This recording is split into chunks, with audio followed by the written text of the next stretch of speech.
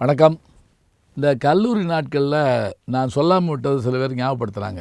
அது என்ன அப்படின்னு கேட்டால், நீங்கள் எந்த துறையில் படிப்பு தவிர ஒரு 2-3 இது இருக்கும், கோ கரிக்குலர் ஆக்டிவிட்டி அப்படின்னு. என்னென்ன அப்படின்னா, என்சிசி இருக்கும், நேவி இருக்கும், என்எஸ்எஸ் இருக்கும், அதுபோக விளையாட்டுத்துறை இருக்கும். அதாவது கேம்ஸ், விளையாட்டு, என்எஸ்எஸ், என்சிசி, அதேபோல் நேவி. எங்கள் தியாகராஜ காலேஜில் நேவி உண்டு. நேவிங்கிறது கப்பற்படை, என்சிசிங்கிறது தரைப்படை, அதே போல் என்எஸ்எஸ்ங்கிறது நாட்டு நலத்தொண்டு திட்டம், அப்புறம் கேம்ஸுங்கிறது விளையாட்டு. இதில் எதில் இருந்தீங்க அப்படின்னு என்ன கேட்டாங்க. ஏன்னா இது கட்டாயமாக இருந்தாகணுங்கிறது ஒரு முக்கியம். இந்த மதிப்பெண்ணு இப்போ சேர்க்குறாங்க, அது வேறு முக்கியம். இப்போ நம்ம கல்லூரி போனோடனே முதல் வாரத்தில் போகிறோம் என்னென்னா, அதிகமாக பாடங்கள் நடத்தமாக புது விஷயங்கள் சொல்லிக் கொடுப்பாங்க. முதல் நாளே எல்லோரையும் கொண்டு உட்கார வச்சாங்க. எல்லோரும் போய் மரத்தடியில் உட்காந்தோம். அதாவது இந்த ஃபஸ்ட் இயர்ஸ் பூரா போய் உட்காந்துட்டோம். Physics, chemistry, botany, zoology, Tamil, English எல்லாருமே போய் உட்காந்துருக்கோம். அப்போ எல்லாம் கோஎஜுகேஷனில் வெறும் பாய்ஸ் மட்டும்தான். இப்போ உட்காந்துருக்கப்ப முதல்வர் சுபாண்ணாமலை இருந்தார். அப்போ அவர் சொல்கிறாரு, இப்போ 4 துறையை சார்ந்த பெருமக்கள் வந்து உங்கள்கிட்ட உரையாற்றுவாங்க. நீங்கள் உடனே அதில் எது விருப்பமோ போய் அதில் பேர் கொடுத்துட்டு நீங்கள் சேர்ந்துக்கலான்ட்டாங்க. இதில் ஒவ்வொருத்தராக வர்றாங்க. முதல்ல என்சிசி அந்த ஆஃபீஸர் வந்தார். அவர் பேசுகிறார். சதாசிவம், கேப்டன் சதாசிவம்னு பேர். அவர் வந்து பேசினார். பேச ஆரம்பித்தா அப்படியே உடம்பெல்லாம் புல்லரிக்கிற மாதிரி, நம்ம தரைப்படையிலிருந்து அவ்வளோ முக்கியம், நாட்டை காப்பாற்றுறோம், அது இதுன்னு சொன்னார். அப்போவே முடிவு பண்ணிட்டோம், சரி என்சிசியில் சேர்ந்துறது. கொஞ்ச நேரம் கழித்து அடுத்து இன்னொருத்தர், அவரும் சதாசிவம் தான் அவர் பேரும். அவர் வந்து அவர் வள்ளிநாயகம்னு ஒருத்தர், 2 பேர். அவங்க 2 பேரும் நேவி பற்றி பேசுகிறதுக்காக வந்தாங்க. அவங்க வந்து கப்பல் இதை பற்றி சொல்லி, நீங்கள் உலக நாடுகள் பூரா போகலாம்னு, அதுக்கு போகலாமான்னு சில பேர் யோசிச்சுக்கிட்டு இருந்தோம். அதுக்குள்ளே நாட்டு நலத்தொண்டு திட்டத்துக்காரர் வந்தார். எந்த சிரமமும் நீங்கள் பட வேணாம், நம்ம போய் நாட்டு மக்களுக்கு நன்மை செய்யணும்னாரு. இது ரொம்ப நல்லா இருக்கே அப்படின்னு அதில் சில பேர் யோசித்தாங்க. அதுக்குள்ளே விளையாட்டு வாத்தியார் வந்தார். கிரிக்கெட்டுனார், பேஸ்கெட் பால்னார், அதுனார் இதுனார், அதில் ஒரு கோஷ்டி போயிடுச்சு. இப்போ நான் இதில் போனேன், அதை தான் யோசிக்கணும். நான் சோழவந்தாலேருந்து வர்றேன், ஞாபகம் வச்சுக்கோங்க. 25 கிலோமீட்டர் ட்ரெயினில் வர்றதுக்கு பாஸ் இருக்கணும். இப்போ எல்லாம் காசு இருக்காது. அதனால் பாஸ்னால் எப்படி, 3 மாதத்துக்குரியது ஸ்டூடெண்ட்ஸ் பாஸ் வச்சுக்கிட்டோம்னா அது வந்து நம்ம எந்நேரம் வேணாலும் போயிட்டு வரலாம்.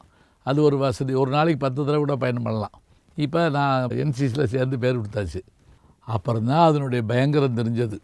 என்ன அப்படின்னு கேட்டிங்கன்னா, காலையில் 5:30 மணிலேருந்து 5:45 மணிக்குள்ளே நம்ம கிரவுண்டில் யூனிஃபார்மோட ஷூக்கு பாலிஷ் போட்டு நிற்கணும். இது எப்படி, வாரத்தில் 3 நாளாக 4 நாளாக வச்சுருப்பாங்க. ஃபஸ்ட் இயர் சேர்ந்து, செகண்ட் இயர் சேர்ந்து, அப்புறம் கண்டினியூ பண்ணால் பண்ணிக்கலாம். இதெல்லாம் தெரியாமல் நாங்கள் ரொம்ப ஆசைப்பட்டு போய் யூனிஃபார்ம் வாங்க போனால், அந்த யூனிஃபார்மினுடைய அருமையை என்னன்னு கேட்டிங்கன்னா, யார் போட்டாலும் சேரும், அப்படிப்பட்ட யூனிஃபார்ம் அது. நான் போடலாம், எங்கள் அண்ணன் போடலாம், என் தம்பி போடலாம், எங்கள் அப்பாவோட போடலாம் சில சமயத்தில். அப்படிப்பட்ட யூனிஃபார்ம். அதுக்கு பெல்ட்டு, அந்த ஷூ இருக்குது பாருங்கள், அதை போட்டுட்டு நடக்கிறதுக்கு தனியாக, அதுக்கு ஒரு தனியாக சத்து வேணும். இதெல்லாம் வாங்கிட்டு இப்போ நான் முதல்ல எப்படி காலைல 6 மணிக்கு இங்கே வரணும். நான் ஹாஸ்டல் ஸ்டூடெண்ட் கிடையாது, டேஸ்காலர். இப்போ மதுரைக்குள்ளே இருந்தாலும் வந்துடலாம். இப்போ என்ன பண்ணுறது, இப்போ நான் சோழவந்தாலேருந்து புறப்பட்டு வரணும். சோழவந்தாலேருந்து புறப்பட்டு வர்றதுக்கு எப்படின்னா வழி, காலையில் 4 மணிக்கு ஒரு ரயில் வரும். அதாவது கோயம்புத்தூர் ராமேஸ்வரம் போகக்கூடிய ஒரு பேசஞ்சர் ஒன்று வரும். இந்த வண்டியை பிடிக்கணும். சரி, 4 மணிக்கு ரயில்னால் எங்கள் வீட்டிலேருந்து நான் 3 மணிக்கு கிளம்பணும். 1.5 கிலோமீட்டர் நடக்கணும். 3 மணிக்கு கிளம்பணும்னா எனக்கு காலை சாப்பாடு, மத்தியான சாப்பாடு 2 வேணும். எனக்கு என்னுடைய தாயார், நான் ஃபஸ்ட் இயர் படிக்கிறதுக்கு முன்னாடி இறந்து போயிட்டாங்கன்னு நான் சொல்லியிருக்கேன். எங்கள் அத்தை தான், அப்பாவோட பிறந்தவங்க தான் என்ன பண்ணுவாங்கன்னா, இதெல்லாம் தயார் பண்ணுவாங்க. அவங்களுக்கு மணிவாக்கம் தெரியாது, ஒன்றும் தெரியாது. ஆள் சத்தம் கேட்டால் போதும், உடனே இட்லி சுட்டுருவாங்க. செகண்ட் ஷோ போயிட்டு வருவாங்க, அந்நேரம் இட்லி சுட்டு வச்சுருவாங்க. இப்போ 2 பாக்ஸு, ஒன்று காலை சாப்பாட்டுக்கு, இன்னொன்று மத்தியான சாப்பாட்டுக்கு. இந்த ட்ரெஸ்ஸு, இந்த ஷூவு, இதை போட்டுட்டு 3:30 மணிக்கு நான் வந்து எங்கள் வீட்டிலேருந்து கிளம்பி போனால் தெருவில் இருக்க அத்தனை நாய் என்னை விரட்டும். இதில் ஒரு ஆச்சரியம் என்னன்னு கேட்டிங்கன்னா, அந்த நாய் விரட்டுறதை பொறுத்து தான் நான் வந்து ட்ரெயினை பிடிப்பேன்.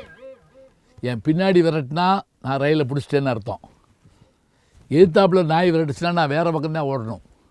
அப்புறம் ஒன்று கண்டுபிடிச்சேன். என்ன அப்படின்னா, இந்த ஷூவை போட்டு போனால் நாய்க்கு பிடிக்காது, எந்த நாய்க்கும் பிடிக்காதுன்னு தெரிஞ்சுக்கிட்டு அதை ஷூவை தனியாக கட்டி ஒரு பையில் வச்சுக்கிட்டு சாதாரண செப்பலை போட்டு அதை தூக்கிட்டு ஒரு பக்கம் சாப்பாடு, ஒரு பக்கம் ஷூ, ஒரு பக்கம் இந்த ட்ரெஸ்ஸு எல்லாத்தையும் தூக்கிட்டு ஓடுறோம்.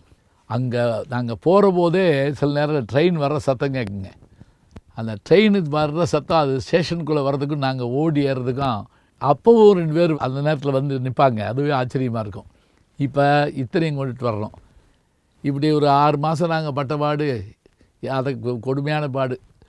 அப்புறம் ஒருத்தர் யோசனை சொன்னான், ஏய் ஒரு ஃப்ரெண்டை பிடி, அந்த ஃப்ரெண்டோட ரூமில் இந்த ஷூ இதெல்லாம் வச்சிரு, இங்கேருந்து வா, வந்து ட்ரெஸ்ஸை மாற்றிட்டு ஓடு, திருப்பி வந்துடுன்னு. அதே மாதிரி ஏற்பாடு பண்ணால் ஒரு ரூமில் 4 பேர் தங்கியிருப்பாங்களா. நமக்கு ஒரு ஃப்ரெண்டு தான், மற்றவங்க பூரா சேர்ந்து நம்மளை பாடம் படிச்சுவிடுவாங்க. எது எழுப்புனா கொண்டுருவேன் அப்படின்றாங்க. சில பேருக்கு கதவே திறக்க மாட்டான். அங்கே லேட்டாக தான் போய் சேரணும். அதில் ஒருத்தர் என்ன பண்ணா, தூங்கிட்டு இருந்தவங்களால எழுப்பி இந்த ஷூ வச்சேன் காணோம், எங்கே வச்சேன்னு காணோன்னு அழுதுகிட்டே இருந்தான். அதில் ஒருத்தர் எந்திரிச்சு கத்துனா பாருங்க, முட்டாப்பிளே காலில் வரடா போட்டிருக்கேன் அப்படின்னா. என்ன பயத்தில் காலில் ஷூ போட்டுக்கிட்டே அவங்ககிட்டலாம் கேட்டுக்கிட்டே இருந்திருக்கான். அப்படியே ஓடிட்டான்னு வச்சுக்கோங்க.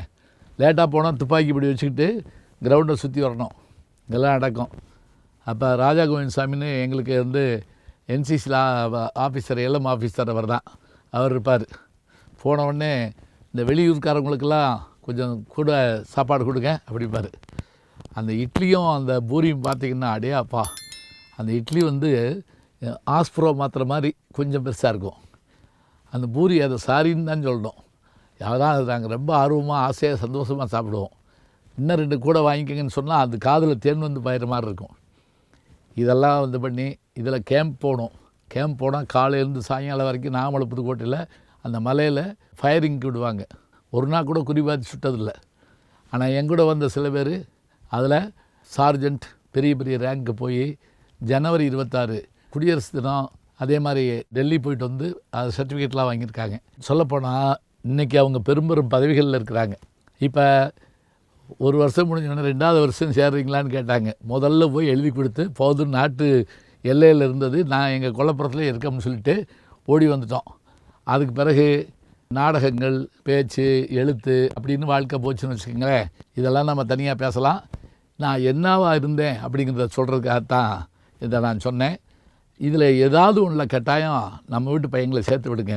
ஏன்னா ஒழுக்கம், கட்டுப்பாடு இதெல்லாம் இதன் மூலம்தான் நமக்கு கிடைக்கும். இதன் மூலமாக வேலை வாய்ப்புகளும் அதிகம் இருக்குது. அதை நம்ம விட்டுறக்கூடாது. நாட்டுக்கும் உழைக்க வேண்டும், வீட்டுக்கும் உழைக்க வேண்டும். நல்ல செய்திகளை நாளும் சிந்திப்போம், நாளை சந்திப்போம். அன்புக்குரிய யூடியூப் நேயர்களே, நீங்கள் இன்னும் என்னை நெருக்கமாக பின்தொடர வேண்டும் என்று சொன்னால் ட்விட்டர், இன்ஸ்டாகிராம், ஃபேஸ்புக் போன்ற சமூக வலைதளங்களில் பின்தொடர்ந்து வாருங்கள். நாம் முன்தொடர்ந்து செல்வோம்.